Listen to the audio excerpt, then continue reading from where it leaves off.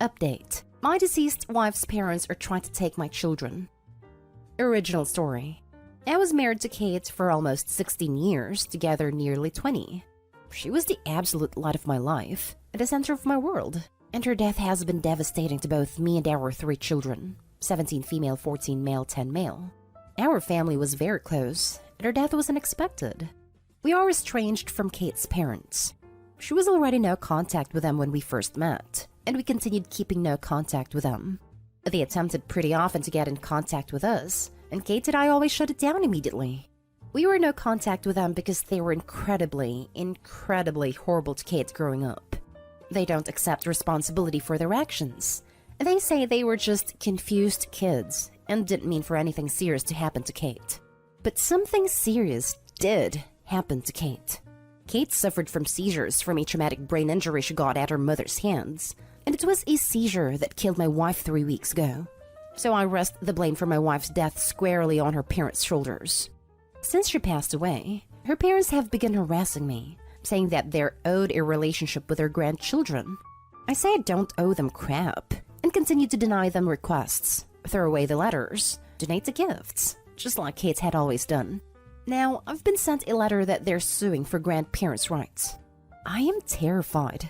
I'm terrified that my in-laws are going to get their hands on my children and take them away from me in the wake of the traumatic death of their mother. Am I doing the right thing by keeping distance from her parents? I've turned everything over to the lawyer, but I'm wondering if this is the right thing to do. All 3 kids are in therapy even before their mother's death. The older 2 kids know some details of the relationship between Kate and her parents, but not the entire story.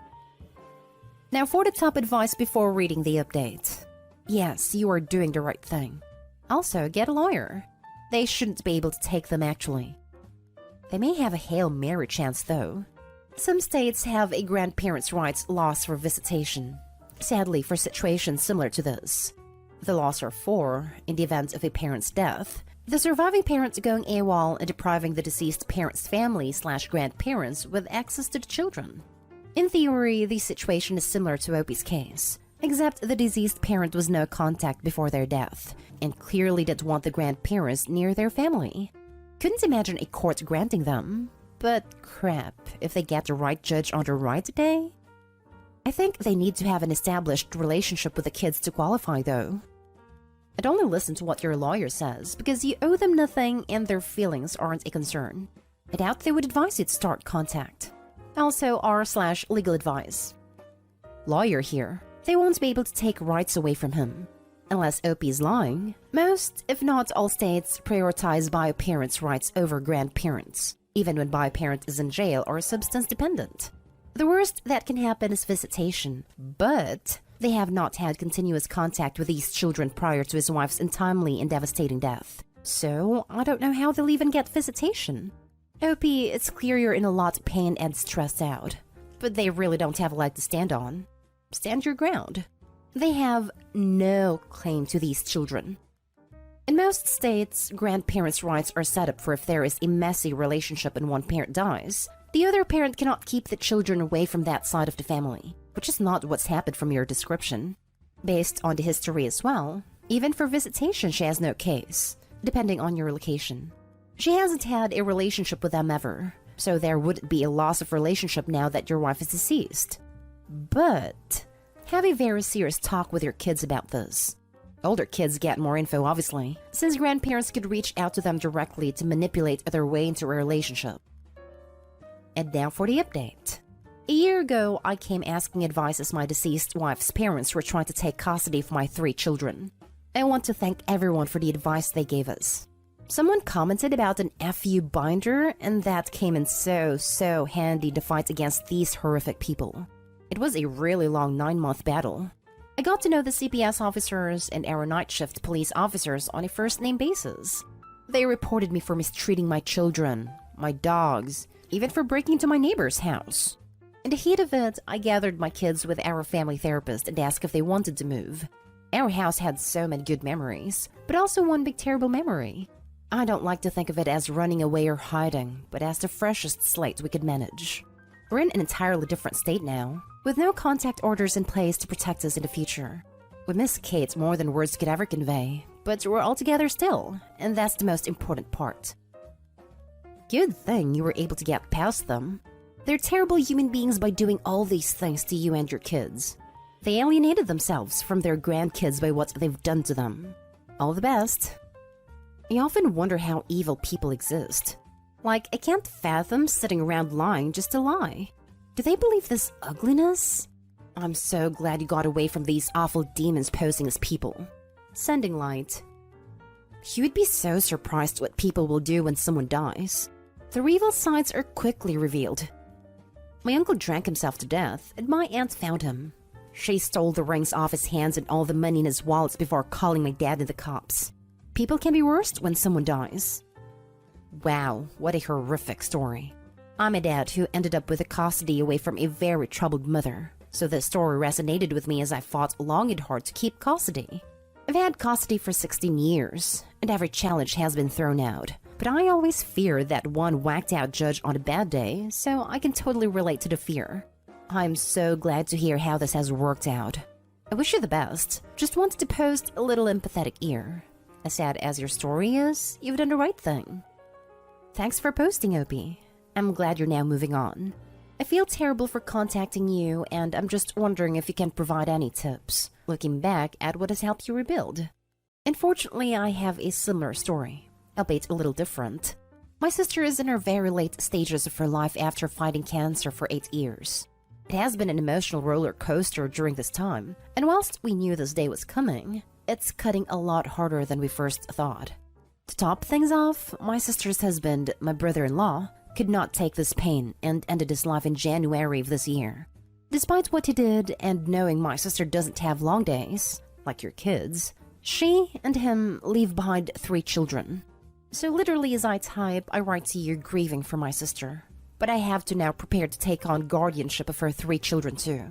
They are twins 16 years old and a 10 years old. And by the month's end, they'll have lost both parents.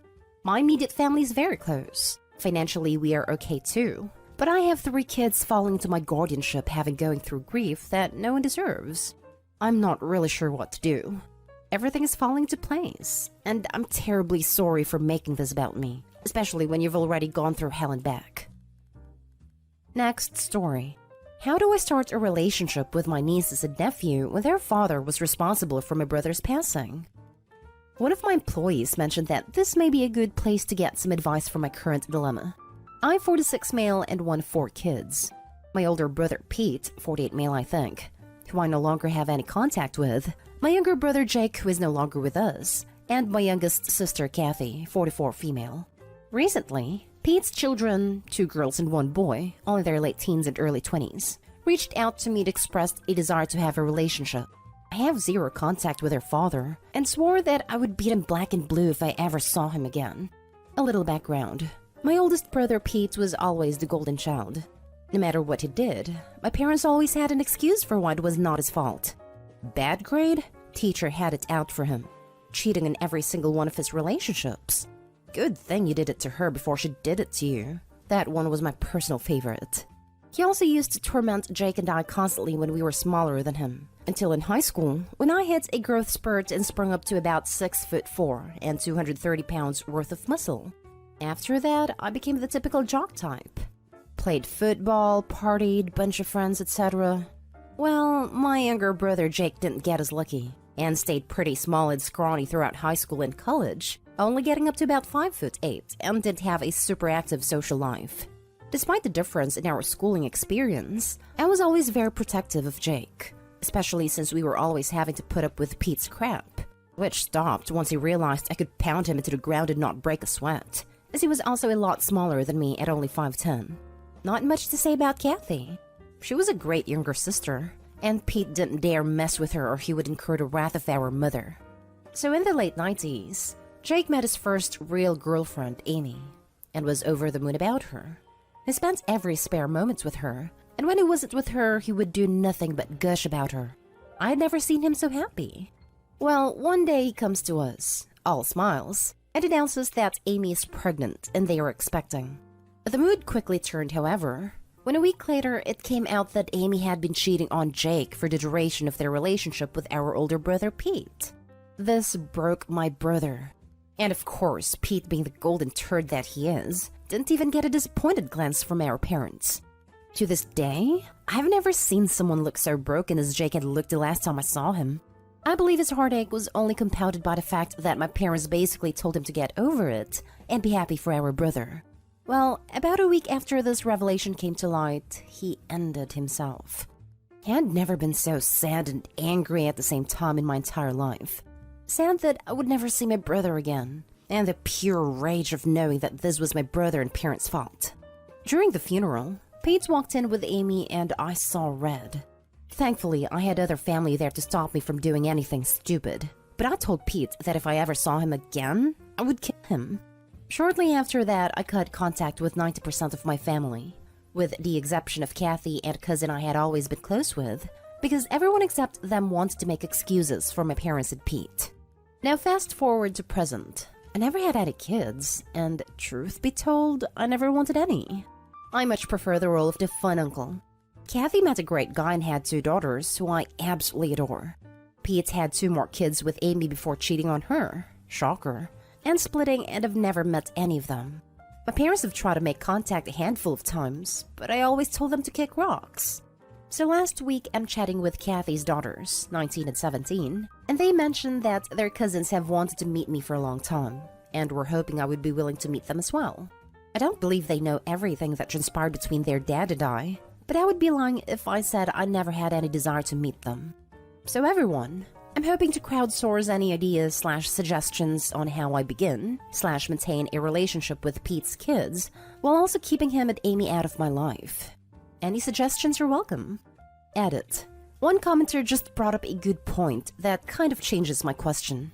The reason I wanted to meet with them soon is because they are all back in town at once from college due to COVID. But someone gave me the idea that maybe meeting them one at a time once they return to their college campuses/old living arrangements is the better option. Thoughts? I've had multiple people ask me why Kathy still talks with the people I cut contact with, so I'll just copy-paste one of my replies here. Even though my sister was just as crushed about Jake's death as I was and was angry for a long time, she and her then boyfriend, future husband, hit a financial rough patch after graduating college, and were forced to move in with our parents. Due to unrelated drama at the time, they couldn't stay with me. So my sister stayed with them for several years, and over that time their relationship improved. And even though I wasn't thrilled at the time, I understood. She still doesn't really have a relationship with Pete, but is cordial if they meet. I don't blame her, because our parents did a lot for her, and daughters love their cousins, so I didn't want to put her in that kind of position of choosing. Now for the advice. Did you already ask Kathy's daughters if their cousins know the truth? Since it is very important for you, then maybe Kathy's daughters could help you figure it out, as they seem to be in a good relationship with them. They've told me that they haven't mentioned anything to them, but said it was clear that they were at least vaguely aware. Like they know we are estranged regarding our brother's death, but not sure if they have the details. Make it a prerequisite that they be told the truth about their parents for you to have any relationship with them. I think the situation needs to be handled with care. I don't think there's any harm in meeting them, but you do need to be clear with them that you have no intention of seeing or interacting with their father. From your earlier comment, it sounds like the kids are all adults, but since they're still living with their father, it might be best to hold off on the specifics of why you won't talk to their dad until they're a bit more independent. Your brother definitely sounds like the type that would blame you for turning his kids against him, and knowing the truth could make their lives more difficult while they're still under his roof. Those were my thoughts as well. I'm sure one of their first questions for me is going to be why their father and I don't speak, and given their living situation, I'm not sure if it would be good for them to know that information while still under his roof. If they ask, just tell them that you're not comfortable discussing it with them yet, and that when you are, you'll let them know. Don't have a relationship with those kids unless it's going to be based on honesty. Your older brother is, indeed, largely responsible for the needless death of your younger brother. I have no words for your parents. Your estranged brother's children played no role in your brother's death, so relationship with them to a point becomes possible. However, I don't know how you can have a relationship with them unless they know the truth. It's time for your older brother and your parents to own their dishonesty and dysfunction. I'm so sorry for your heartache, Hiropi. Last story is titled, My 19 male, half-sister 17 female, isn't happy my father won't sponsor her college. My half-sister is 2 years younger than me. She is a rising senior and will be entering college in fall 2022. My half-sister's parents are essentially broke. This is because my mother is very ill, and a lot of their expenses go towards her treatment. My half-sister's dad pays for all her medical bills, and mine does not. My mom left my dad while she was pregnant with me, and soon fell in love with half-sister's dad.